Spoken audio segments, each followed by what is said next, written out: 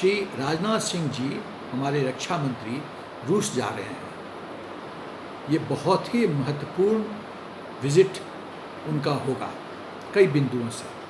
पहला, कूटनीति स्तर पे, राजनीतिक स्तर पे राजनाथ सिंह जरूर ये जानना चाहेंगे कि यदि लड़ाई छिड़ती है, यदि स्थिति खराब होती है तो रूस कहाँ खड़ा है। क्या हम उनके फुल सपोर्ट पे अपना विश्वास आधार कर सकते हैं। रूस हमारा बहुत पुराना दोस्त है। हर एक विपदा में और जो खराब स्थिति में रूस हमारे साथ खड़ा रहा है। रूस हमारा मिलिट्री इक्विपमेंट का बहुत बड़ा सप्लायर रहा है। तो मैं ये कहना चाहता हूँ कि ये कूटनीति और राजनीतिक दृष्टिकोण से तो महत्वपूर्ण है ही, ये महत्वपूर्ण है मिलिट्री पॉइंट ऑफ व्यू से भी, दृष्टिकोण से भी।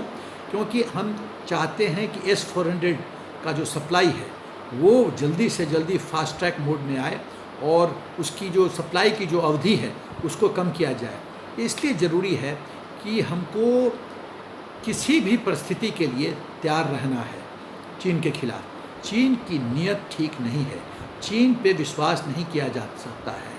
चीन कुछ भी कहे, कुछ भी ट्रूस की बात हो, डिसएंगेजमेंट की बात हो, चीन की कुदृष्टि है, उसके विस्तारवाद की जो पॉलिसी है उसके तहत वो हमारे भौगोलिक क्षेत्र को हमेशा खतरा देता है, खतरा पैदा करता है।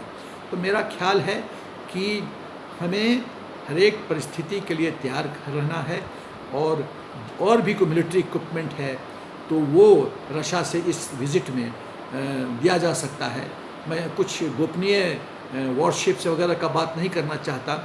मैं समझता हूँ कि राजनाथ सिंह इस बिंदु को पूरी तरह से अवगत होंगे कि क्या क्या हाईली क्रिटिकल इक्विपमेंट है जो हम रशिया से इमीडिएटली ले सकते हैं और लेने की ज़रूरत है। पीपल लिबरेशन आर्मी ने अपने ट्रुप्स का जो नंबर है वो ईस्टर्न लद्दाख में बढ़ाया है। इसके कई माने हैं। पहला, ये दिखाता है चीन की नीयत क्या है, कुदृष्टि क्या है। दूसरा, चीन भयभीत हो सकता है कि भयभीत होके वो अपना ट्रुप स्ट्रेंथ बढ़ा रहा है। तीसरा, ये विवाद इतना जल्दी सुलझने वाला नहीं है, ये मेरी सोच है। तो हमको क्या करना चाहिए? हमको चाहिए कि हमको भी ट्रुप्स टू ग्राउंड डेंसिटी है उसको बढ़ाना चाहिए। कम से कम ये इंश्योर करना चाहिए कि चाइना के तुलना में जो नंबर गेम है हमारा ट्रुप्स का वो हायर साइड पे हो। हमको अपना गार्ड नीचे नहीं करना है। हमको पूरी तरह से वर्स्ट सिनेरियो के लिए कंटीजेंसी प्लानिंग करना है और हमको ये देखना है कि इस बार सबक सिखाना है। डोकलाम में तो हम आसानी से चीन को जाने दिए और घुटने जब चीन ने टेक दिया था तो, लेकिन इस बार थोड़ा सा और एग्रेसिव होकर हमको चीन को सबक सिखाना है क्योंकि 1962 के बाद चीन ने सबक अभी तक नहीं सीखा है। और मेरा विश्वास है कि यदि एक विद्यार्थी को यदि आप लेसन बार बार शिक्षक नहीं पढ़ाता है, सिखाता है, याद दिलवाता है तो विद्यार्थी उस लेसन को भूल जाता है। तो चीन को लेसन सिखाने की ज़रूरत है और इस बार जय और क्षय की बात होनी चाहिए। जैसा होगा देखा जाएगा। यदि कुर्बानी देने की ज़रूरत है तो हम लोग देंगे, फ़ौज देगी। और हम रिटायर्ड वेटरन्स भी, यदि सरकार को हमारी सेवा की ज़रूरत है तो हम सेवा देने के लिए तैयार हैं।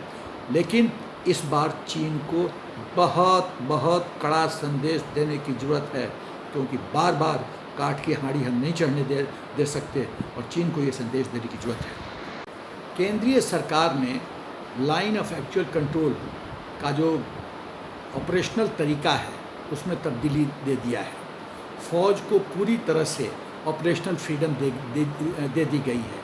मेरा ख्याल है बहुत अच्छी बात है, बहुत साहसी कदम है और वक्त का ये ज़रूरत था, वक्त का तकाजा था। मैं ये कहना चाहता हूँ कि जो वहाँ पे ज़मीनी स्तर पे जो लोकल कमांडर्स हैं उसको पता है कि ज़मीनी स्थिति क्या है, टैक्टिक्स क्या होना चाहिए। उनको बैटल का एक्सपीरियंस है, उनको दुश्मनों के बारे में ज्ञान है, उनको अपने इक्विपमेंट के बारे में ज्ञान है।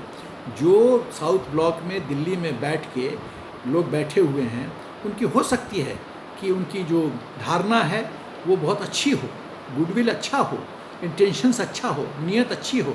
लेकिन सवाल ये पैदा होता है कि जब तक आप ज़मीनी स्तर पे नहीं हैं आप अच्छा फैसला ले ही नहीं सकते। आप सोचिए कि यदि बॉक्सिंग रिंग में एक बॉक्सर लड़ रहा है और हर एक सेकंड वो पीछे मुड़ के अपने कोच की तरफ देखे, उसका क्या होगा नतीजा? नॉकआउट हो जाएगा। जो ही वो पीछे मुड़ के देखेगा उसको ऐसा ब्लो दुश्मन देगा कि नॉकआउट हो जाएगा। और मुझे पता है पाकिस्तान के खिलाफ गोली का भी जवाब देने के लिए साउथ ब्लॉक से परमिशन चाहिए होता था। दुर्भाग्य है, आप यदि फ़ौज का हाथ बांध देते हैं तो भूतकाल में जैसे बांध दिया जाता था, तो फ़ौज अपना जो पूरा मसल पावर है, पूरी जो शक्ति है, उसके खिलाफ, दुश्मन के खिलाफ उसका प्रदर्शन नहीं कर सकती है। तो ये बहुत साहसी कदम, बहुत साहसपूर्ण कदम, बहुत अच्छा कदम है। और मैं समझता हूँ कि इससे फ़ौज का मोराल बढ़ेगा, लोकल कमांडर्स को ऑपरेशनल फ्लेक्सिबिलिटी मिलेगी और उनका कॉन्फिडेंस बढ़ेगा, और ट्रुप्स को भी ये पता चलेगा कि फ़ैसला लेने वाले हमारे लोकल कमांडर हैं, न कि जो लोग दिल्ली में बैठे हैं वो फ़ैसला लेने वाले हैं।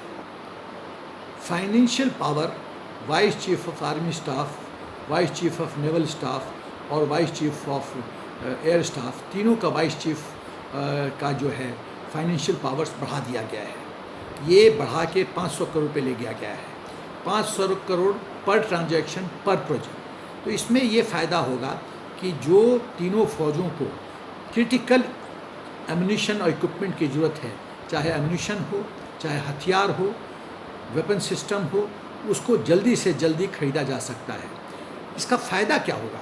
इसका फ़ायदा होगा कि पहले क्या होता था, मुझे याद है कि जब मैं आर्मी हेडक्वार्टर्स में प्रोक्योरमेंट विंग में पोस्टेड था, तो वाइस चीफ का पावर 50 करोड़ के करीब होता था। तो सब फाइल जाते थे MOD, उसमें क्या होता था कि डिले होता था। देखिए, प्रोक्योरमेंट का ये रूल है कि आप जितना डिसीजन मेकिंग प्रोसेस को लंबा करेंगे उसमें देरी होगी।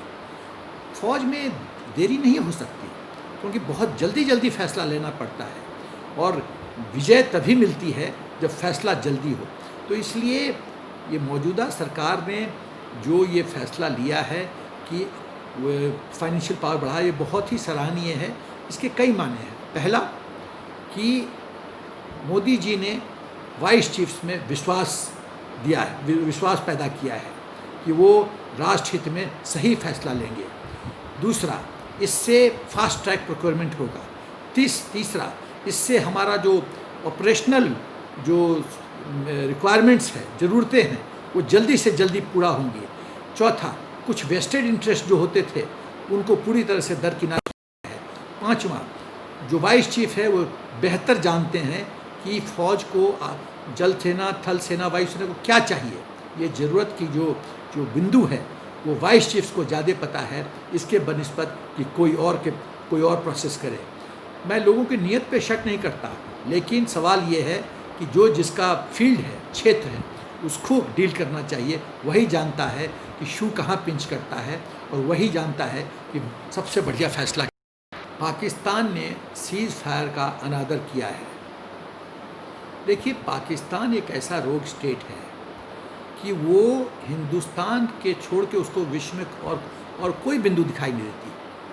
पाकिस्तान की समस्याओं पे भी उसको कुछ नहीं दिखाई देता। जब पाकिस्तान कोविड-19 से लड़ रहा है तो उसको अपने लोगों की चिंता करनी चाहिए, मेडिकल फैसिलिटी बढ़ाना चाहिए, आर्थिक विकास करना चाहिए, लोगों को रोजी रोटी देनी चाहिए, रोजगारी देनी चाहिए। ये नहीं करेगा। वो क्या करेगा कि जितना पैसा है वो आतंकियों को दो। मुजफ्फराबाद कोटली में ट्रेनिंग सेंटर बताओ आतंकियों का, उन पर पैसा खर्च करो। अमेरिका से जो पैसा आता है वो आतंकियों को दो, वो आतंकवाद के लिए करो। तो मेरा ख्याल है कि ये देश इस तरह की जो सोच रखता है, बर्बादी वाला सोच रखता है, उसके जो प्रायोरिटी हैं, प्राथमिकता है, उसमें खोट है। इसको अल्लाह भी नहीं बचा सकता इस देश को, क्योंकि जिस देश की प्राथमिकता ठीक नहीं है, जो देश अपने लोगों का देखभाल नहीं कर सकता, वो देश एक जन क्रांति की तरफ बढ़ रहा है और बर्बादी की तरफ बढ़ रहा है। ये मेरा विश्वास है। और पके हुए आम की तरह एक दिन खुद पाकिस्तान आत्महत्या करेगा, ये मेरा विश्वास है।